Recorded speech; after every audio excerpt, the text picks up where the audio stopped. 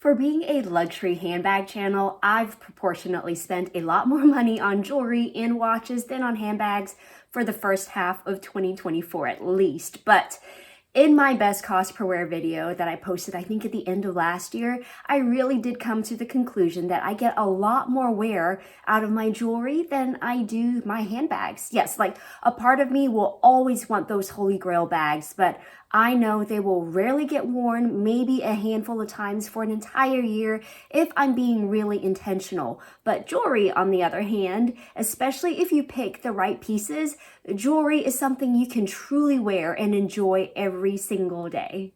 So today, I cannot wait to share with you 3 new, affordable fine jewelry pieces I have recently added to my collection. And I also want to give you a quick update on how some of my other newer jewelry pieces are doing and what other pieces I am still looking to add. So if you are ready to take a handbag break like I am, then I hope you enjoy this video. Welcome back to A Briefcase of Luxury, where we love to chat about all things related to life, learning, and luxury. And while I have no intentions of quitting my day job as a business professor, I would love to grow this channel. So thank you so much to those of you who have subscribed, liked, commented, or shared my videos in the past. And thank you so much for choosing to watch this video today. When it comes to finding new jewelry pieces, not only do I tend to go for ones that are suitable for daily use and subject to daily wear and tear, I also love heavy symbolism in my jewelry. I really do try to only buy pieces that for the most part symbolize something personal to me. And for that reason, it's a no to Van Cleef's Alhambra line, it's a no to Cartier's Love Collection, etc. Just because something is pretty or has a pretty design isn't enough to convince me it's something I need in my collection. So if the 4-leaf clover means something to you, then yes, by all means.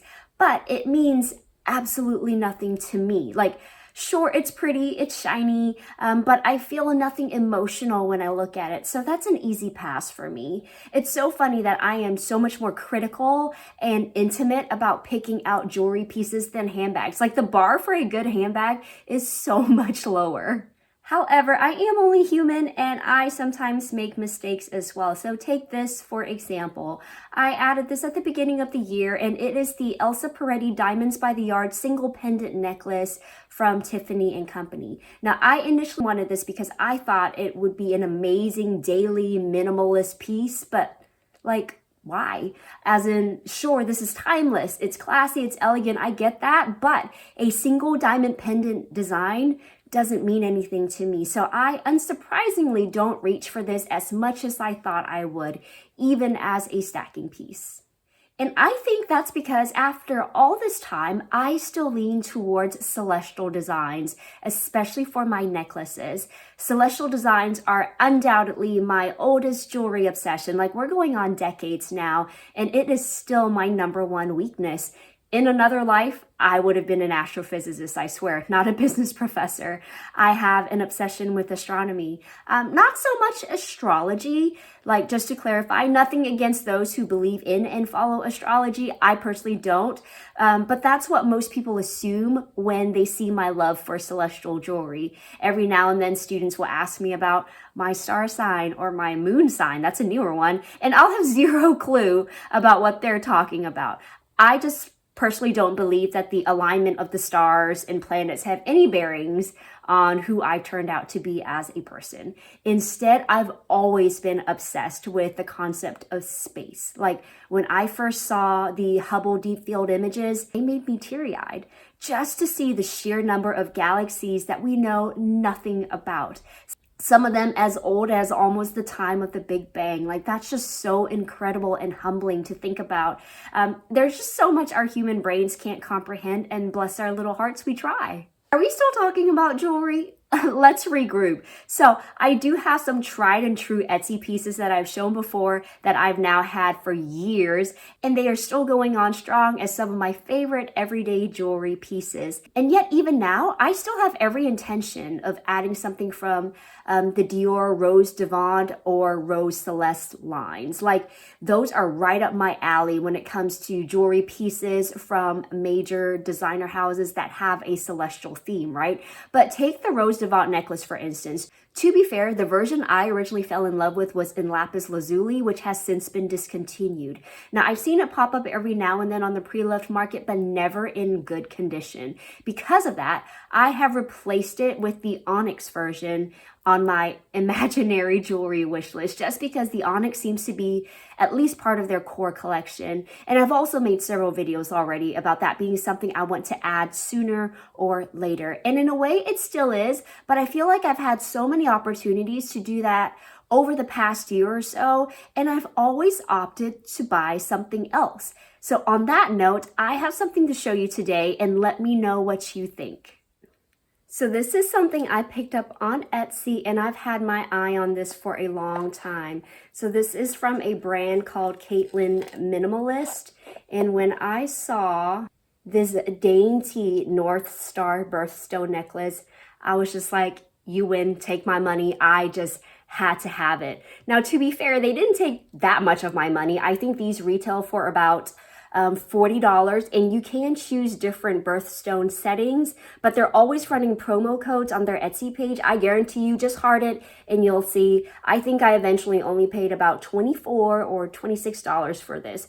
But here's the kicker. This is like a far cry from costume jewelry either, which is what you would expect at this price point. So this is actually made of 18 karat gold plated 925 sterling silver set with a sapphire crystal.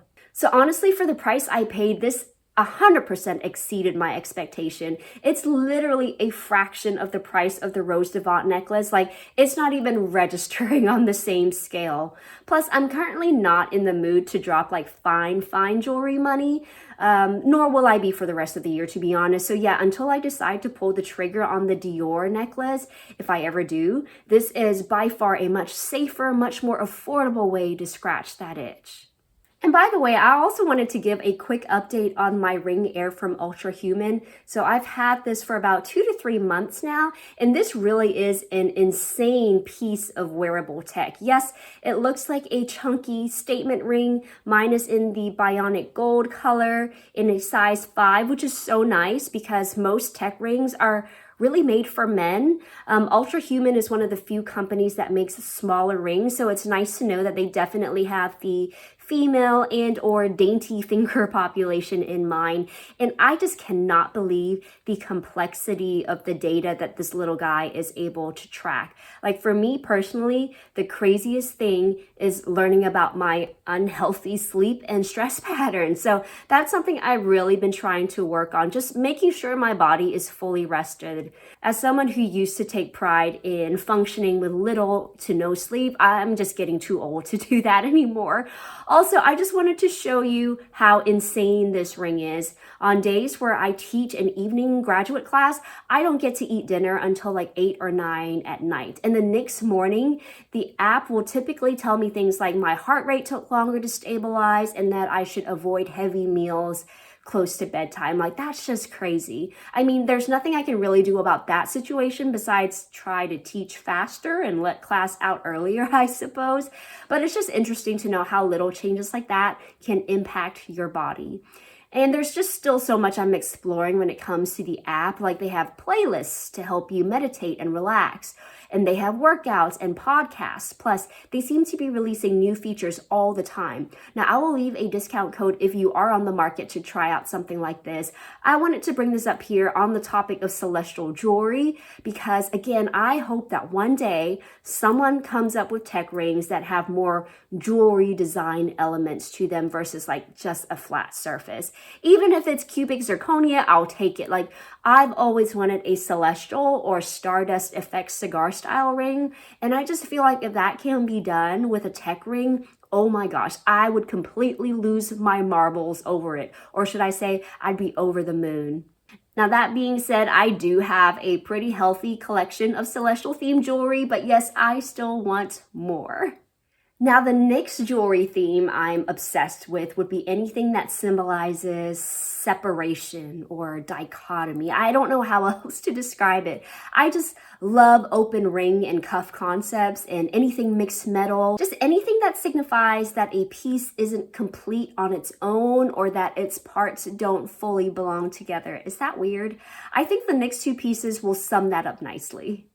Now, I saw these two pieces while I was checking out with the North Star necklace, and I figured for their price point, why not? So this is called the Toi et Moi necklace, and I have a diamond ring that's quite similar in concept, made of natural diamonds and 14 karat rose gold. But again, with this necklace, I just love the fact that you can customize your stones, and I chose a diamond for the emerald cut stone and onyx for the pear cut stone. I'm pretty sure that the stones themselves are just cubic zirconia, but the chain is at least 18 karat rose gold plated over 925 sterling silver. And the third piece that I picked up is called the interlocking circles bracelet. I mean, this is very reminiscent of the Cartier Trinity collection. So yeah, this is a design I can most definitely get behind, which is why I also have this Ollie bag from Staud with the mixed metals. I mean, I just love it when things are blatantly half and half. And so the fact that this has both a gold and a silver chain, I absolutely love it. I think this works really well on my watch wrist, especially if I have a mixed metal watch situation going on. Now, if I can find these pieces from Caitlyn Minimalist, I'll be sure to link them below. I know it's a pretty popular shop on Etsy, plus I think they have their own website, which has even more pieces at similar price points. But yeah, they have so many beautiful yet affordable pieces. It's hard not to want to try out several of them at the same time, you know? I mean, even after just having bought these three pieces, I can still think of a handful that I would love to get as well. But I just gotta reel myself in for now and just enjoy these new pieces. Plus, look at the packaging. Like, I love the little box, the jewelry pouch, and just the chain of the jewelry itself with their little icon. It's such a nice touch, and it makes these pieces feel more special than they already are. Now, none of these pieces were sponsored, by the way. I've just had my eye on them for months now, but earlier on in the year, I was prioritizing buying like fine jewelry, and knowing that I'm not in the mood to buy like the Dior necklace right now, this just felt like a better option. And obviously I went down the rabbit hole a little bit after that. And I could have stopped with the first necklace, but I have zero regrets about impulsively getting all these other pieces. My latest, newest jewelry obsession is the matchstick imagery. I know this one isn't new, and it may very well be a design that becomes very dated very quickly. Heck, I'm so behind on that innovation adoption curve that this may already be obsolete for most people, but I am finally on board. I am all in. I am obsessed. I haven't added anything new besides what I think I've already shown on my channel, which would be my black diamond and sterling silver necklace from Zales and this custom ring and gold plated sterling silver cuff with a red jasper tip.